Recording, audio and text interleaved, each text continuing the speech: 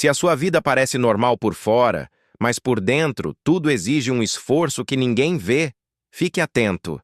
Se você acorda cansado quase todos os dias, mesmo depois de dormir, se responde às pessoas no automático, se vem perdendo o interesse pelas coisas de forma tão gradual que já nem sabe exatamente quando começou, se adia tarefas simples não porque não entende o que precisa ser feito, mas porque até o mínimo parece pesado demais, e se existe dentro de você uma sensação constante de vazio, de desgaste ou de distância emocional que já começou a parecer parte da sua personalidade, talvez seja a hora de olhar com mais cuidado, porque alguns dos sinais mais importantes da depressão persistente não aparecem como colapsos dramáticos. Eles aparecem como comportamentos que o mundo chama de normais, o cansaço que chamam de rotina, o silêncio que chamam de maturidade, o afastamento que chamam de fase, a apatia que chamam de frieza, a falta de entusiasmo que chamam de realismo. E é exatamente isso que torna tudo tão difícil de perceber. O problema não é apenas sofrer. O problema é quando o sofrimento se torna tão antigo, tão funcional e tão silencioso que começa a se misturar com a identidade.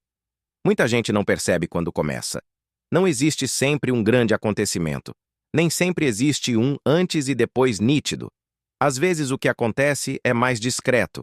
A vida vai perdendo cor devagar. O prazer vai diminuindo sem fazer barulho. A motivação não desaparece de uma vez.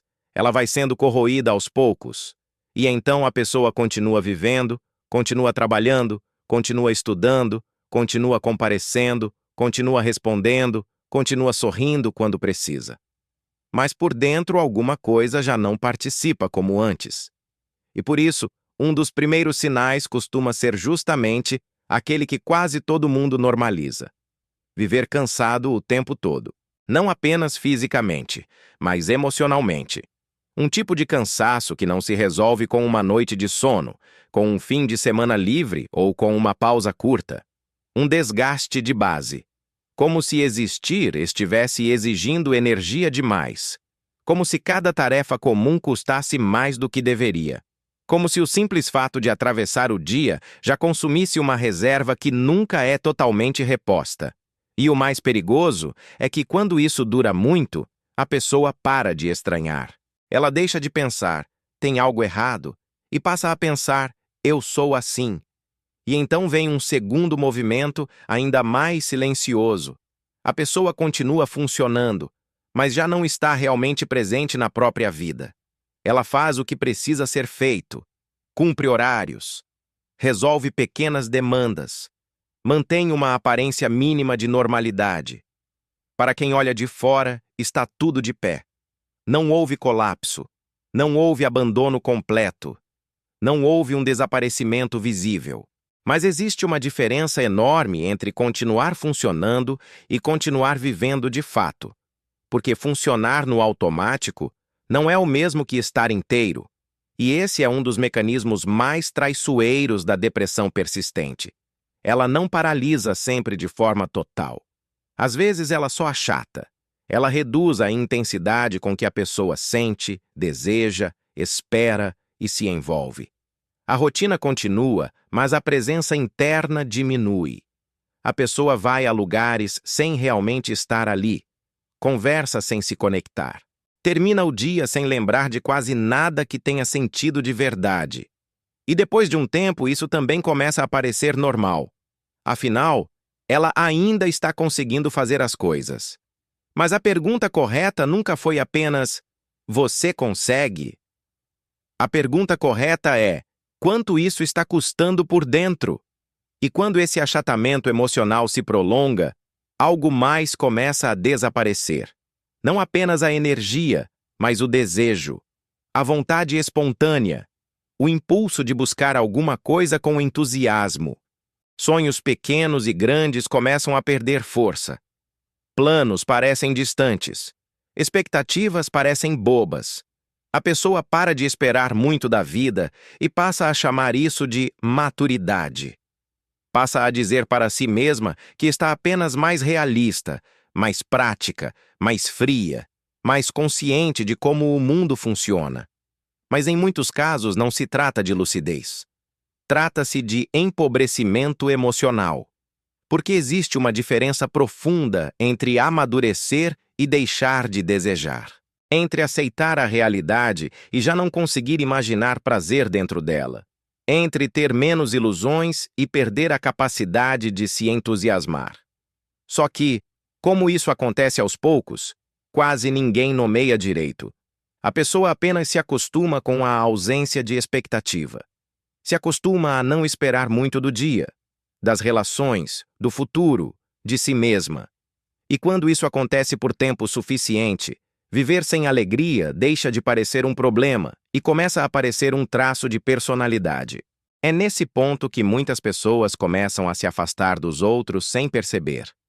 Não de forma brusca, não com uma grande ruptura. O afastamento na depressão persistente costuma ser lento, discreto e racionalizado. A pessoa responde menos, cancela mais, sai menos, evita conversas longas, vai deixando mensagens para depois, vai se fechando sem anunciar que está se fechando. E como não há necessariamente conflito, o mundo interpreta isso como escolha, como reserva, como cansaço social, como fase ocupada, como jeito introvertido. Mas nem sempre é só isso.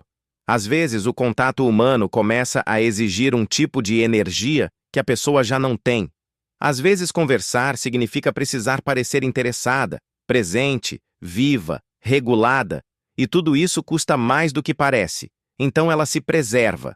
Só que o que começa como preservação pode virar padrão, e o padrão pode virar estilo de vida. Aos poucos, o isolamento deixa de ser exceção e se torna território habitual. A pessoa não se afasta porque odeia os outros. Muitas vezes, ela se afasta porque já não consegue sustentar o esforço de estar com eles sem sair ainda mais esvaziada.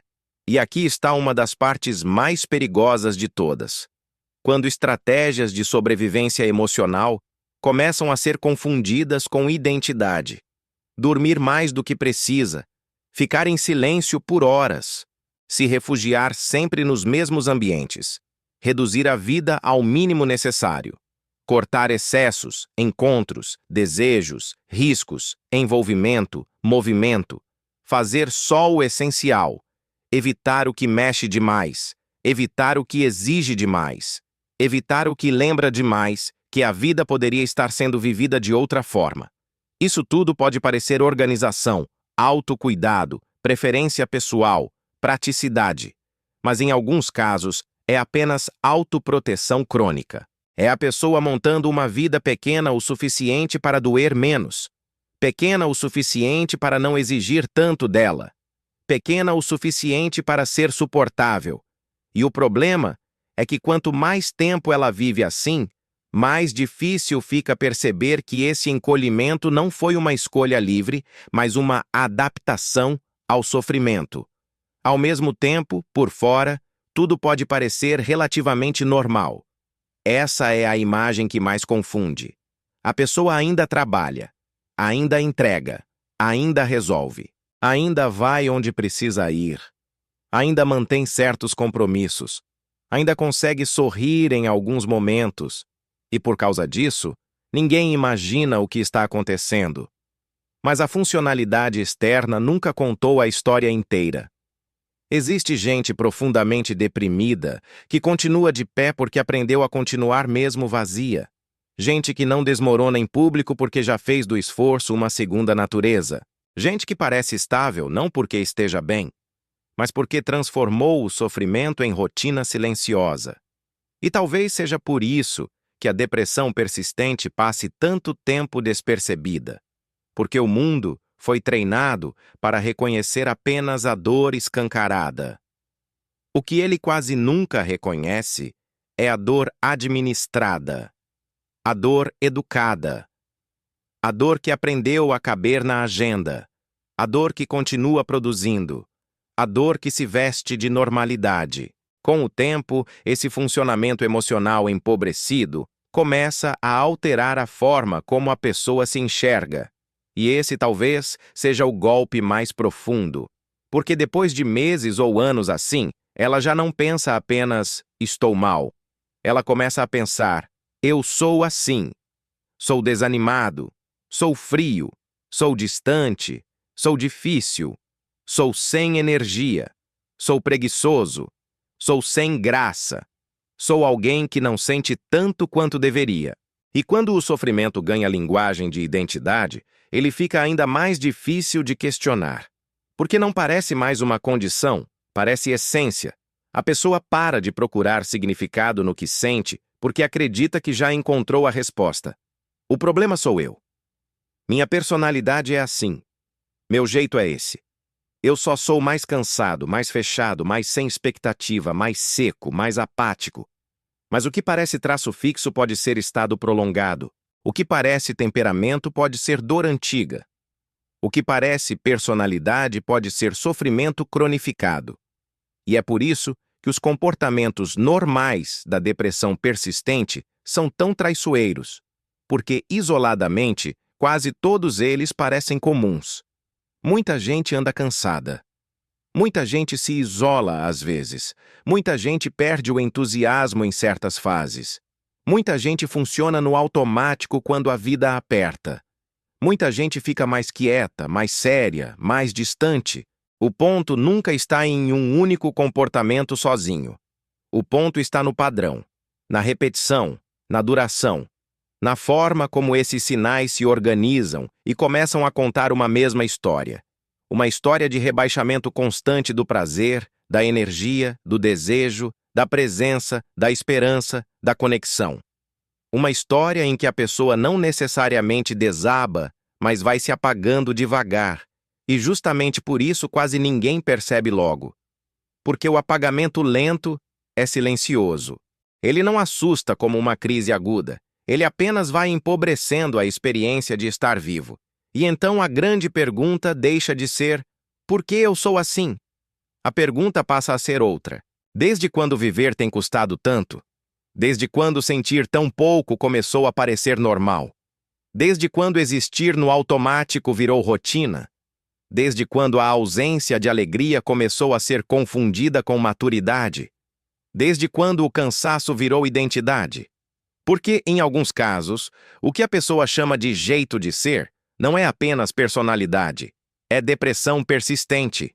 Não aquela imagem estereotipada de colapso absoluto que quase todo mundo espera reconhecer, mas uma forma prolongada, silenciosa e funcional de sofrimento que se esconde justamente nos comportamentos que parecem mais comuns. E essa talvez seja a parte mais importante de todas. O mais perigoso na depressão persistente não é apenas a dor. É o fato de que, com o tempo, a dor pode começar a parecer normal.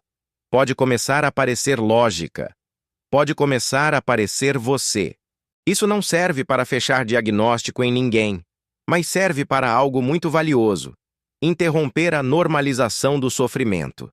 Serve para perceber que certos padrões do dia a dia não são só preguiça, frieza, desmotivação, fase difícil ou falta de esforço. Serve para olhar com mais honestidade para aquilo que já dura tempo demais. Porque às vezes o que muda uma vida não é descobrir um problema novo. É finalmente parar de chamar de normal uma dor que nunca deveria ter sido tratada assim.